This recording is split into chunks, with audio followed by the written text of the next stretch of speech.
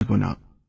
भोले भाले किसान अधिक उत्पादन के लालच में फंसकर रासायनिक खाद व कीटनाशकों का प्रयोग करने लगे। बैलों की जगह ट्रैक्टर से जुताई होने लगी। शुरुआत में कम रासायनिक खादों के प्रयोग से अधिक उत्पादन हुआ। धीरे धीरे रासायनिक खादों के प्रयोग के कारण भूमि की उर्वरा शक्ति क्षीण होने लगी, जिसकी वजह से उत्पादन घटने लगा तथा फसलें कमजोर होने लगी। फसलों के कमजोर होने के कारण उनमें रोग व कीट लगने लगे। रोग व कीटों से फसल की सुरक्षा के लिए और अधिक कीटनाशकों का प्रयोग होने लगा। एक तरफ ज्यादा उत्पादन के लिए अधिक रासायनिक खादों का प्रयोग होने लगा, वहीं दूसरी तरफ फसलों को रोग व कीटों से बचाने के लिए अधिक विषाक्त कीटनाशकों का प्रयोग बढ़ गया, जिसके कारण उत्पादन लागत बढ़ी और किसान को लाभ कम होने लगा, बल्कि छोटे किसान कर्ज में डूबने लगे।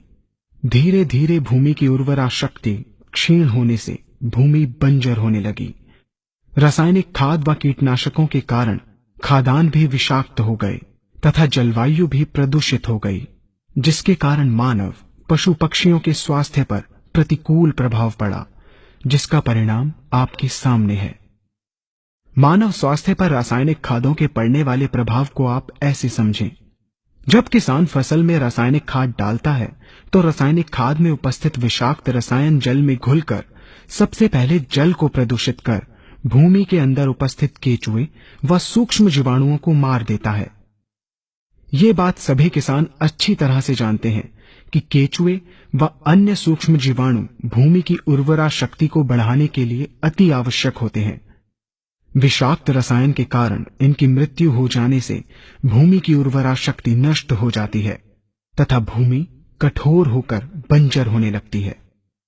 रासायनिक खादों के विषाक्त रसायन पानी के माध्यम से अन्य खनिजों के साथ फसल के अंदर पहुंचकर फसलों को विषाक्त बना देते हैं। बाद में जब खाद्यान्न के रूप में मनुष्य या अन्य पशु इन्हें खाते हैं तो ये विषाक्त रसायन मानव स्वास्थ्य पर बहुत ही बुरा प्रभाव डालते हैं तथा मनुष्य के अंदर तरह तरह के रोग उत्पन्न करते हैं। जब हम जैविक खाद का प्रयोग भूमि पर करते हैं तो जैविक खाद पानी में मिलकर पानी को प्रदूषित नहीं करती। जैविक खाद भूमि के अंदर उपस्थित उर्वरा शक्ति को बढ़ाने वाले जीवाणु तथा केचुओं की संख्या को तीव्रता से बढ़ाती है, जिससे भूमि की उर्वरा शक्ति बढ़ती है तथा भूमि छिद्र युक्त एवं भुरभुरी हो जाती है, जिससे वायु और प्रकाश भूमि के अंदर गहराई तक प्रवेश करते हैं, जिसके कारण भूमि में तापमान एवं आर्द्रता का संतुलन बना रहता है और फसलें मजबूत होती हैं।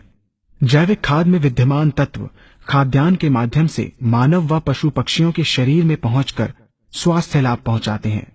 जैविक खादों के प्रयोग से फसलें अच्छी और मजबूत होती हैं, जिसके कारण उन पर रोगों एवं कीटों का ज्यादा प्रभाव नहीं पड़ता। यदि किसी प्राकृतिक कारणवश कीटों व रोगों का प्रभाव अगर पड़ता भी है तो गौमूत्र एवं औषधीय वनस्पतियों के घोल के छिड़काव करने से फसलों को रोग एवं कीटों से बचाया जा सकता है। गौमूत्र एवं अन्य प्राकृतिक औषधियों के मिश्रण के छिड़काव से फसलों का कम लागत में बचाव हो जाता है तथा वातावरण पर भी कोई दुष्प्रभाव नहीं पड़ता। यहाँ हम आपको तालिकाबद्ध तरीके से दोनों